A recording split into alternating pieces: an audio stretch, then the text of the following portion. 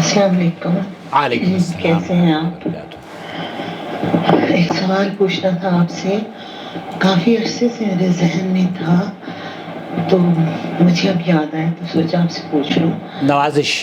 سوال یوں ہے کہ میں نے سنا تھا کہ اگر کسی فیملی میں کوئی حافظ ہے تو اس کے حافظ ہونے کا اس کی فیملی کو یہ فائدہ ہوتا ہے کہ کم سے کم 7 پیڑھیاں یا 7 نسلیں جو ہیں نا وہ بخشی جاتی ہیں اس کی وجہ سے. اللہ تو اکبر.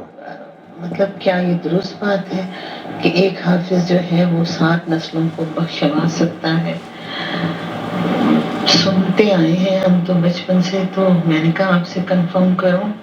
اب جب کہ ایک وسیلہ بنا ہوا ہے پوچھنے کا، صحیح بات ہے. کنفرم کرنے کا، تو سوچا آپ سے پوچھوں. آپ مجھے بتائیں اس بات میں کتنی صداقت ہے کہ اگر کوئی جیسے ہمارے دادا حافظ تھے تو کیا وہ ہمارے لیے بھی بخشش کا سبب بنیں گے یا صرف ان کی اپنی ذات ہی ہوگی؟ بس میں یہ پوچھنا چاہ رہی تھی. اوکے، بہت اچھی بات کہ ہے. حافظ کو کتنا مطلب ہے کہ کتنے لوگوں کو بخشوا سکتا ہے؟ رعایت دی جائے گی کہ کتنے لوگوں کی بخشش کروا سکتے ہیں وہ؟ اوکے، ذرا پلیز مجھے بتا میں دیں. بالکل بتاتا ہوں. اسی طرح کا سوال پوچھا جا رہا ہے شیخ صالح الفوزان سے. ان کی آواز سنتے ہیں. هل شفاعة صاحب القرآن ل40 من أهله وشفاعة الشهيد ل70 من أهله شفاعات صحيحة يوم القيامة؟ کیا ایک حافظ قرآن جو اپنے گھر والوں کے 40 آدمیوں کی شفاعت کر سکتا ہے اور شہید 70 آدمیوں کی؟ والله ما ادري انا، لازم من الوقوف على الاحاديث هذه. لا، شیخ صالح الفوزان علم کا سمندر ہونے کے باوجود یہ کہہ رہے ہیں کہ یہ تمام باتیں محل نظر ہیں. کیوں محل نظر ہیں؟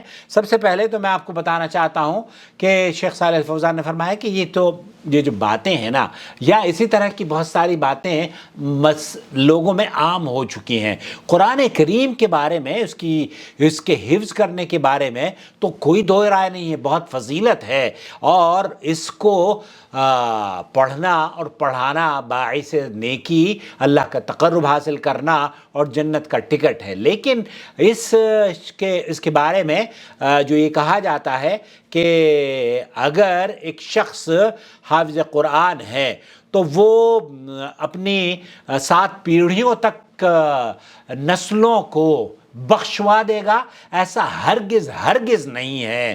دیکھیں، بخشنا اور بخشوانا یا جنت کا حصول یا جنت سے قریب ہونا یا جہنم سے بچنا، ان سب کا دار و مدار اعمال پر ہے.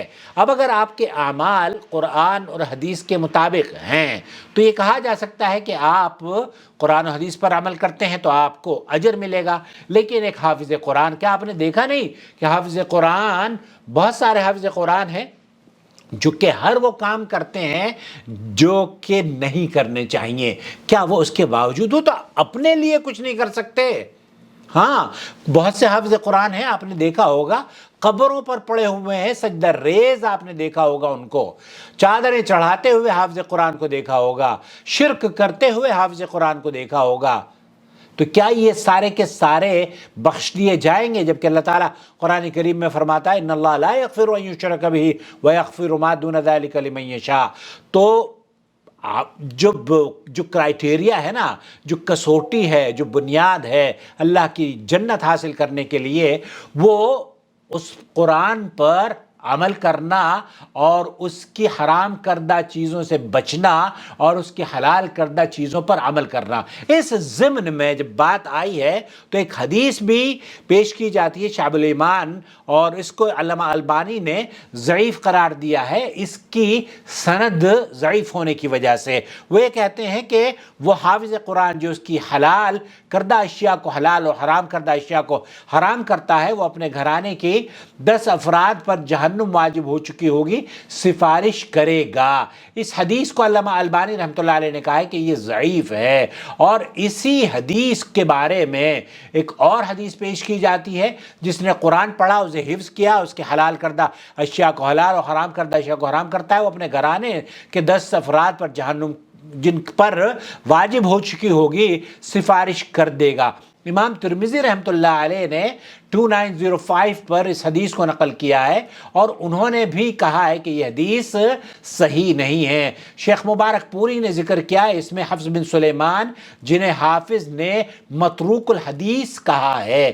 تو اس سلسلے میں بہت ساری روایات ہیں وہ پیش کی جاتی ہیں جو کہ ضعیف ہیں، اور اعمال کا دار و مدار یا جنت کے حصول کا دار و مدار یا اللہ کا تقرب حاصل کرنے کا دار و مدار باپ دادا کی نیکیاں نہیں ہیں، میری اور آپ کی نیکیاں ہیں۔ اللہ تعالیٰ میری اور آپ کی نیکیوں میں اضافہ فرمائے۔ اگر ہم نیک عمل کریں گے اور اللہ کی حدود کو پامال نہیں کریں گے اور اللہ کے بھی حقوق کو ادا کرنے کی کوشش کریں گے کما حقہ، اور اس کے بندوں کے حقوق کو بھی کما حقہ ادا کرنے کی کوشش کریں گے، تب ہمیں جنت اللہ رب العالمین عطا فرمائے گا۔ اللہ کے رسول صلی اللہ علیہ وسلم کو فرماتے ہوئے ابو امامہ رضی اللہ تعالیٰ عنہ نے سنا، وہ کہتے ہیں کہ قرآن پڑھا کرو اس لیے کہ قیامت کے دن یہ اپنے پڑھنے والے ساتھیوں کے لیے سفارشی بن کر آئے گا۔ یہ سفارشی بن کر آئے گا ان لوگوں کے لیے جو کہ قرآن پڑھتے ہیں۔ اب آپ کے دادا اور پردادا نے اگر حافظ قرآن تھے تو ان کا قرآن پڑھنا آپ کے کچھ کام نہیں آئے گا۔ کیوں؟ کیونکہ آپ کو آپ کے اعمال بچا سکیں گے رب العالمین کے یہاں۔ مجھے امید وضاحت ہو گئی ہوگی۔ السلام علیکم ورحمۃ اللہ وبرکاتہ۔ الحج أشهر معلومات فمن فرض فيهن الحج فلا رفث ولا فسوق ولا جدال في الحج وما تفعلوا من خير يعلمه الله وتزودوا فإن خير الزاد التقوى واتقون يا أولي الألباب۔